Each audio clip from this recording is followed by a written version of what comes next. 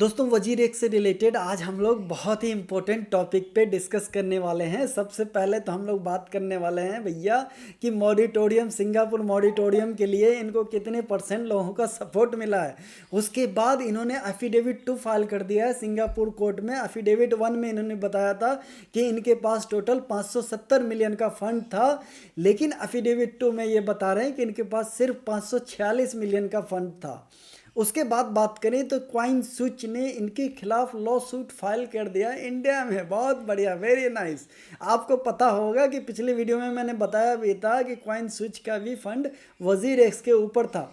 उसके बाद बात करें तो वजीर एक्स की हिस्ट्री में पहली बार इन्होंने फाइनेंशियल स्टेटमेंट रिलीज़ किया है, जिसमें इन्होंने बताया है कि इनके ऊपर 125 मिलियन का लोन है। अबे 125 है, अबे चूतिया ये क्या लिख दिया? 125 मिलियन नहीं होगा यार, 125 मिलियन ही है। अबे क्या बात कर रहा है? अबे सालों फिर ये रिफंड क्या करेंगे यूजर को? अबे साले सीधे बोल दे कुछ रिफंड नहीं आने वाला। दिमाग खराब हो करके रख दिया यार।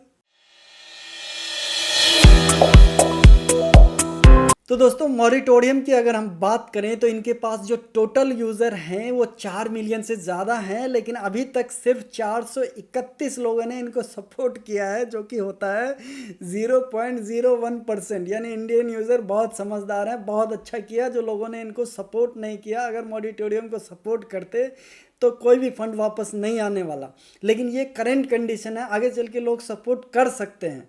और जो इनको सपोर्ट चाहिए होगा यूज़र का, मोर देन 50% यूज़र का सपोर्ट चाहिए होगा। अभी तो 0.01% ही हुआ है। साथ में अगर हम लाइबिलिटी सपोर्ट की बात करें तो अभी तक 1.6% लाइबिलिटी सपोर्ट मिल चुका है।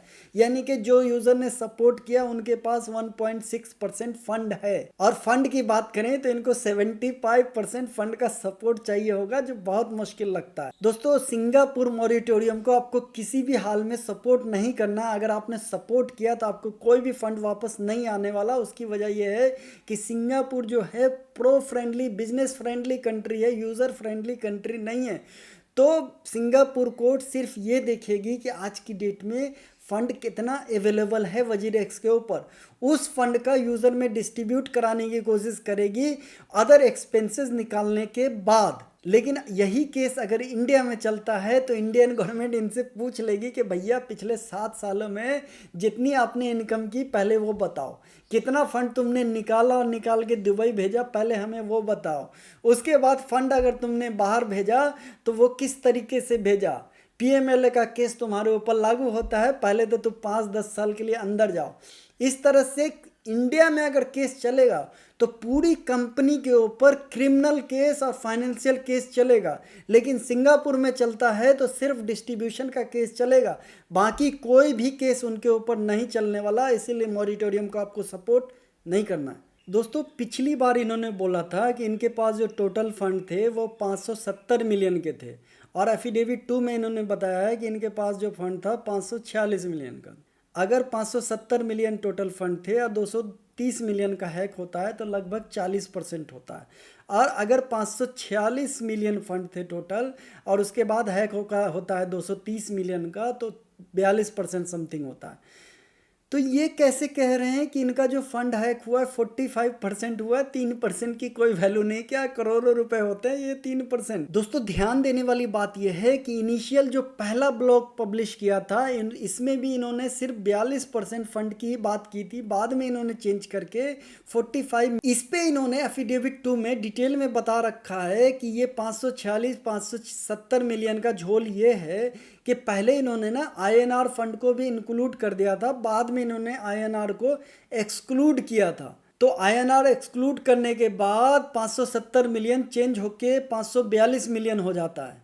अब यहाँ पे एक क्वेश्चन ये है कि तुमने आईएनआर को इंक्लूड किया था, जेट्टाई की बात हो रही है, सिंगापुर की बात हो रही है, जेट्टाई वाली कंपनी। तो भैया ये बताओ कि जेनमई इंडिया जो कि आईएनआर को डील करती है, जेट्टाई के अकाउंट में आईएनआर कहाँ से आ गया? अगर आ गया तो मतलब दोनों का जो है बैलेंस शीट एक ही है, सारा कैलकुलेशन एक ही है।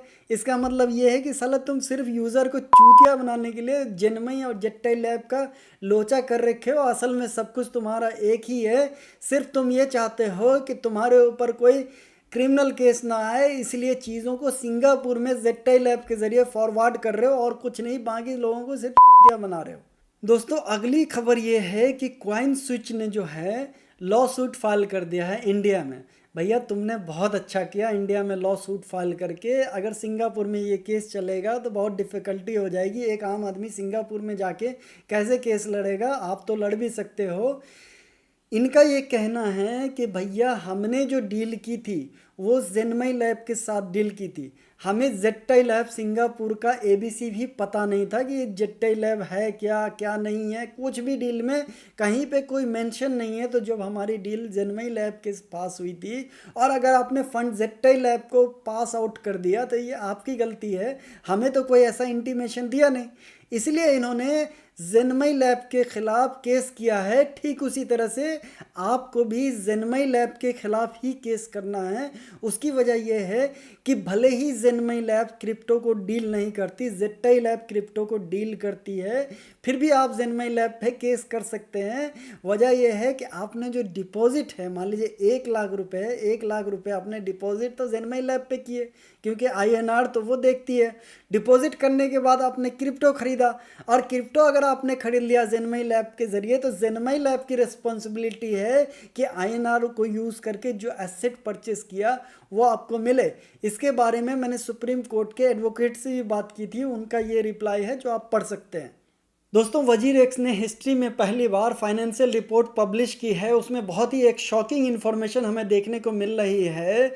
2023 में आप नीचे देखें 24.4 मिलियन यानी कि लगभग 25 मिलियन इनको पेएबल है, यानी कि इसी को लोन देना है। उसके बाद 2022 में बात करें तो इनको 100 मिलियन लोन देना है। अबे सालों इतना सारा लोन देना है तो फिर यूज़र को क्या रिफंड करोगे? सबसे पहले तो 230 मिलियन आपका हैक हो गया, उसके बाद बात करें तो 12 मिलियन तुमने निकाल लिए, फिर पता चला फिर 24 मिलियन 1.5 साल केस चलेगा, फिर से निकाल लोगे। उसके बाद 125 मिलियन तुम जब दे दोगे तो फंड बचेगा 149 मिलियन, यानी कि सिर्फ 27% रिफंड करोगे। साला सीधे क्यों नहीं बोल देते कि सारा फंड डूब गया, आपको कुछ नहीं मिलने वाला यूज़र को?